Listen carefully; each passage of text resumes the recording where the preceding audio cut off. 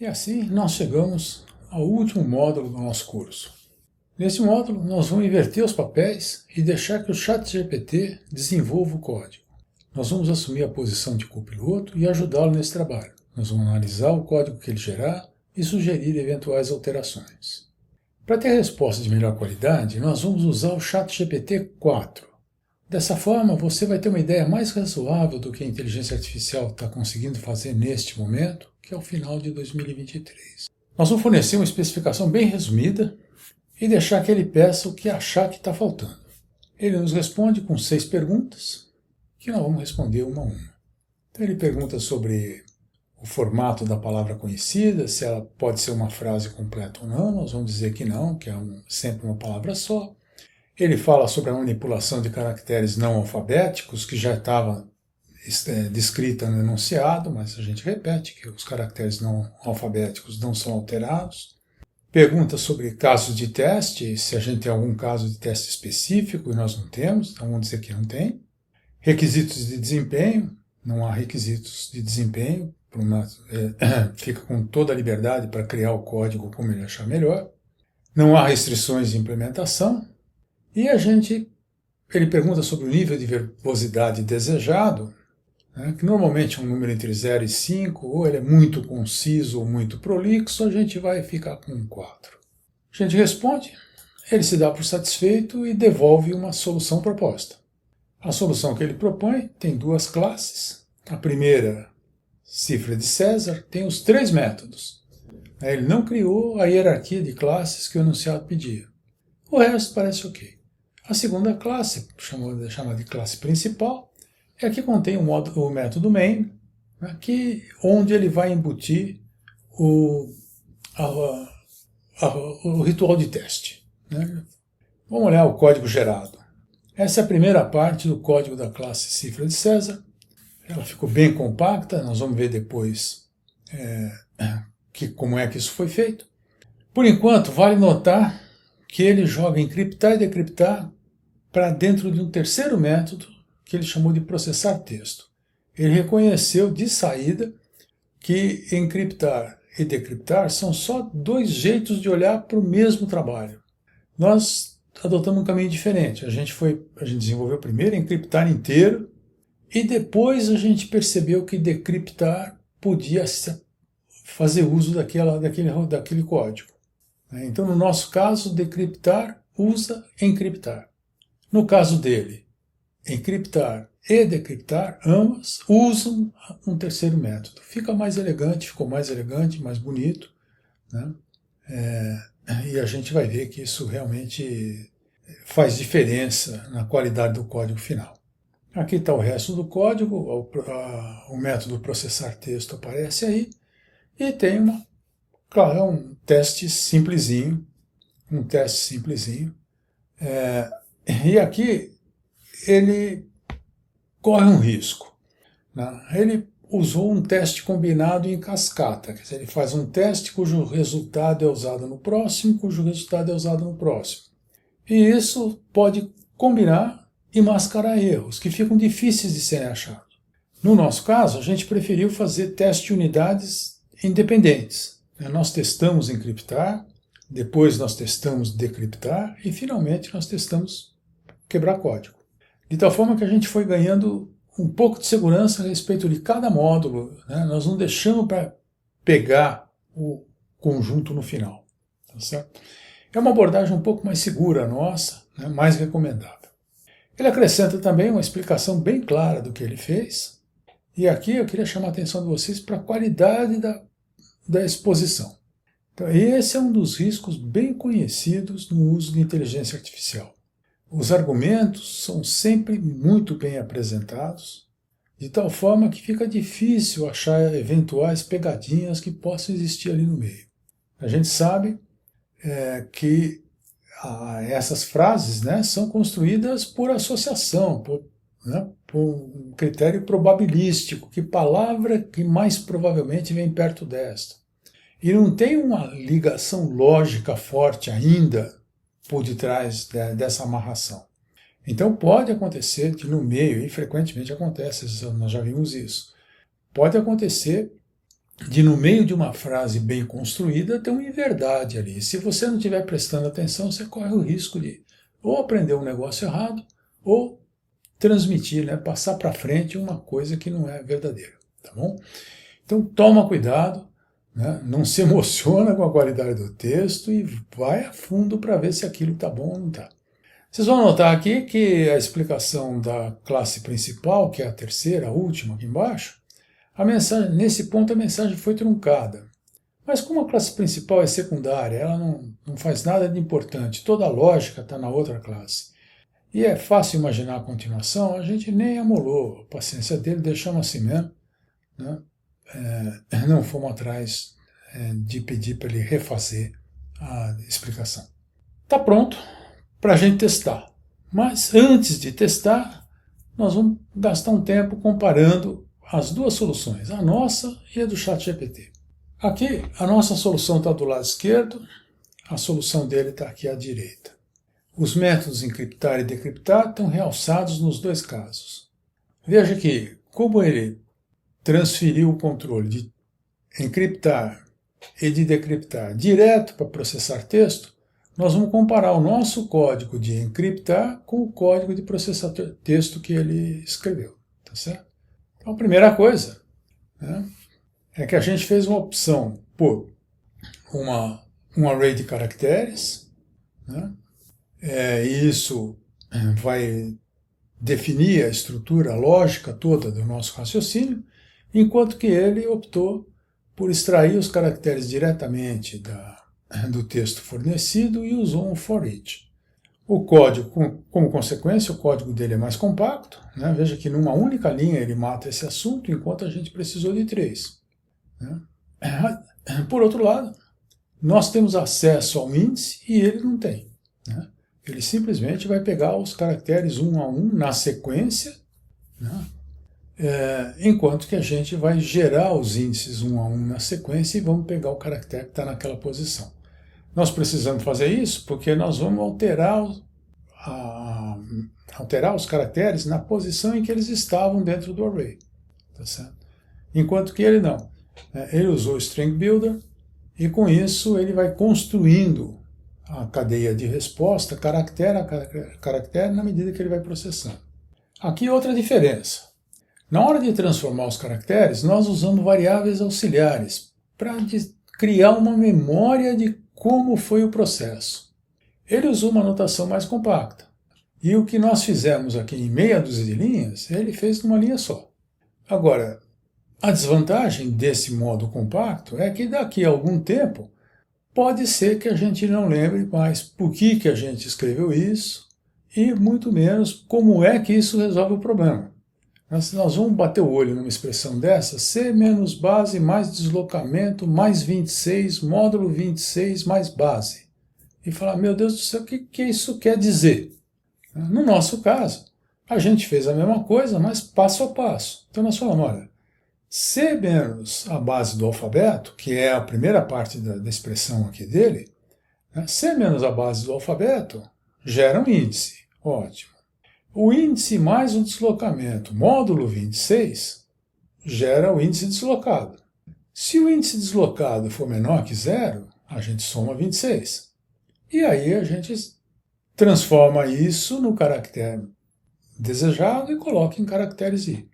O que ele fez aqui? Ele fez C menos base, não disse que é o índice do caractere. Somou o deslocamento, não disse que o resultado é o índice deslocado. Somou 26 para tratar os casos em que o índice estourou para trás, ficou negativo. Nós já vimos, né, que essa opção de somar 26 aqui, ela não resolve os casos em que deslocamento é muito grande, muito negativo, né, é um número negativo muito grande. Então, essa solução dele aqui não funciona se deslocamento for exageradamente negativo. Nós já vimos isso. Ele não vai perceber que tem esse erro, porque como ele só vai testar quebrar código, né, ele vai ter deslocamentos que vão estar na faixa 0 a 25. Certo? E, portanto, ele não vai ter a chance de perceber que essa linha dele aí tem esse furo.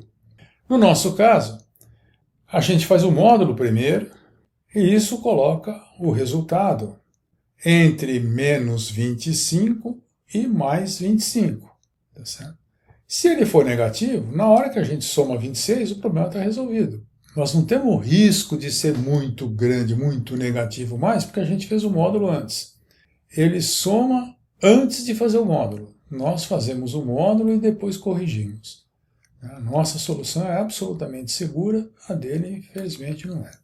Nos dois casos, né, tanto nós quanto ele, usamos a coerção do tipo. A operação que a gente faz no final, ela gera, como a gente já viu lá atrás, um valor inteiro. Né? Quando a gente soma a base do alfabeto com o índice deslocado para gerar um novo caractere, isso dá um resultado inteiro que precisa ser convertido para caractere para poder ser colocado no nosso array, ou no caso dele, tem que ser convertido para caractere para poder ser incorporado na string que ele está construindo como resposta. Então aí a opção é a mesma. Comparando o quebra-código, nós usamos um while porque não sabemos quantas interações vão ser necessárias. Ele também não sabe, mas ele fez um for. E como é que ele escapa, então, dos casos em que ele não vai percorrer todo o range do for? Ele põe uma saída no meio. Esse for com saída no meio é uma solução mais compacta, mas ela é desaconselhada por muitos autores. Isto aqui gera um módulo que tem dois returns, né? Um módulo com duas saídas. E isso é ruim para você testar, dificulta você conectar esse bloquinho com outros blocos, se você quiser reusar o código e assim por diante. Nós fizemos um outro caminho. A gente usou uma variável que foi achei, uma variável booleana, para indicar se o loop tinha que ser interrompido ou não, antes de chegar no fim dos deslocamentos. E depois esse achei conta para nós se nós tivemos sucesso ou não. No caso aqui, ele não vai saber se teve sucesso ou não, a não ser examinando a mensagem que ele retorna para quem chamou. No nosso caso, a gente optou por retornar uma mensagem vazia nos casos de insucesso, ele optou por uma mensagem de erro. Aqui também é um jeito arriscado, porque se a gente for absolutamente azarado, pode ser que essa mensagem de erro aqui apareça nos dados. E aí a gente não vai saber, né, se a mensagem apareceu por um jeito ou pelo outro. É lógico que isso é pouco provável, né? Basta você criar uma mensagem um pouquinho mais protegida do que essa, por exemplo, botar 3 asteriscos na frente, 3 asteriscos no fim, que não vai aparecer uma parte do nosso texto com essa formatação. Do jeito que está, a chance é um pouco maior, mas convenhamos, é muito reduzida. E aí nós vamos rodar os testes. E ele passa em todos também, com exceção dos testes 11 e 12, onde apesar do algoritmo falar que passou, nós já vimos isso. O resultado obtido parece que continua codificado, né? Parece que continua cifrado, tá certo? Quer dizer, o verdadeiro resultado não apareceu. Nós vamos contar isso para ele e ver o que ele faz. Então, vamos dizer para ele que a solução não encontrou a mensagem original correta em 2 casos. Mostramos quais casos foram, ambos com a palavra conhecida R. E ele vai tentar se explicar. Então, ele começa se explicando, aqui no começo vai tudo bem, ele fala como é que a coisa chegou aí, mas quando ele tenta corrigir o código, ele se perde. Porque o que ele imagina que está errado é que possa ter letra maiúscula misturada com a minúscula, ele fala, não está batendo, não, vamos escapar disso. A forma de escapar disso que ele propõe é transformar tanto a mensagem decifrada, né, quanto a palavra conhecida em minúsculas, para depois ver se a mensagem decifrada contém a palavra conhecida. Isso aqui fere completamente a especificação do problema e introduz um erro grave na solução dele. Quando ele continua explicando, daqui para frente nada se aproveita. Tá certo? Aqui ele se perdeu completamente.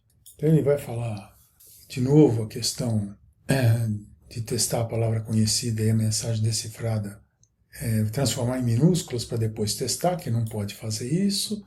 Mais para frente, ele vai falar que a comparação deve ser insensível a maiúsculas e minúsculas, que também é outra inverdade, porque o enunciado é claro que as letras maiúsculas e minúsculas são cifradas independentemente, e, portanto, ele comete 2 erros aqui e ele está completamente perdido. O que nós podemos fazer?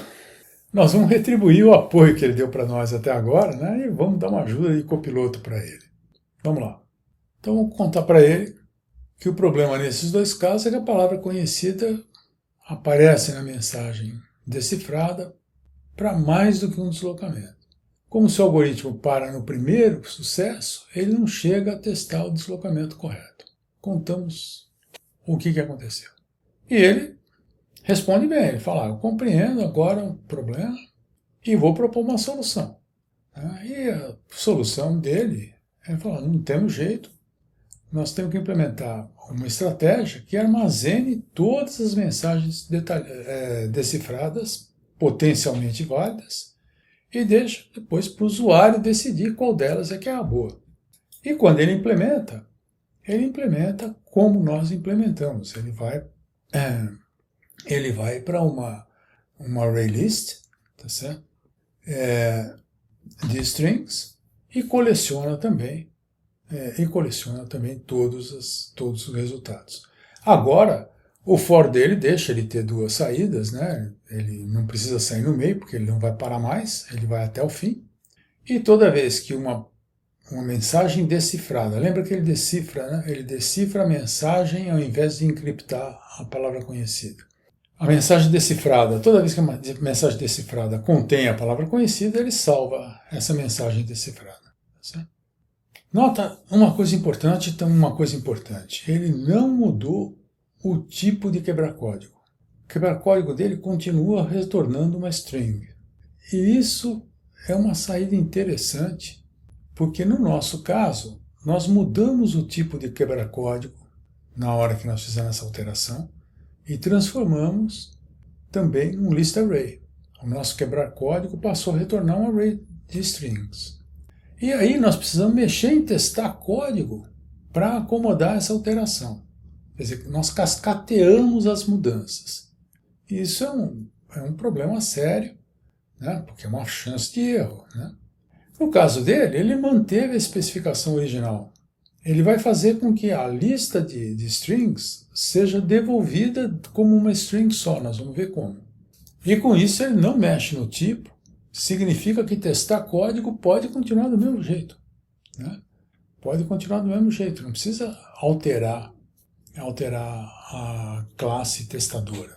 É uma sacada muito boa, né? E dá uma qualidade que o nosso código, infelizmente, não tem nesse aspecto. As explicações dele são boas, como sempre, e ele continua insistindo em transformar a mensagem decifrada e a palavra conhecida em minúsculas, né, para depois comparar. Isso é um erro.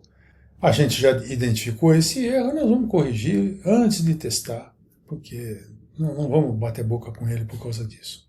Então essa correção vai ser feita e nós vamos aí submeter a implementação dele à nossa bateria de testes. E dessa vez ela passa de ponta a ponta, né, e retorna às possíveis soluções, como a gente havia falado. Para poder dar essa resposta dessa forma, ele transforma o array list dele, né, antes de retornar, ele transforma numa string e retorna essa string. Então é por isso que enquanto o nosso array list podia ser impresso um elemento por linha, né, a gente botou lá um for para fazer isso, na verdade, o dele sai aqui como uma stringona, né, como uma longa cadeia de caracteres com todos os elementos do array. Tá certo? E como você vê, ele achou aquelas 12 soluções no teste 5 e vai achar as 3 soluções no teste 11 e no teste 12, como foi o caso. Você vai notar também, né, se você estiver acompanhando e interagindo com o processo, você vai notar que a ordem em que ele gera as respostas, né, é diferente da nossa. Por quê? Ele usou os deslocamentos, ele testou os deslocamentos de 0 a 25, enquanto que nós testamos de 1 a 26. Então, com isso, né, ele encontra, ou pode encontrar, né, as possíveis respostas de uma ordem diferente. O caso de não encriptação, que para ele vai aparecer em primeiro lugar, no nosso é o que vai aparecer em último. Certo? Mas fora isso, o resultado é exatamente o mesmo. E dessa forma, né, nós concluímos o desenvolvimento da solução para a cifra de César de duas maneiras. Né, com a ajuda do ChatGPT 3.5, a gente desenvolveu uma solução em Java de ponta a ponta, sem conhecer o algoritmo preliminarmente, sem conhecer a linguagem de programação e aprendendo tudo no processo de desenvolvimento.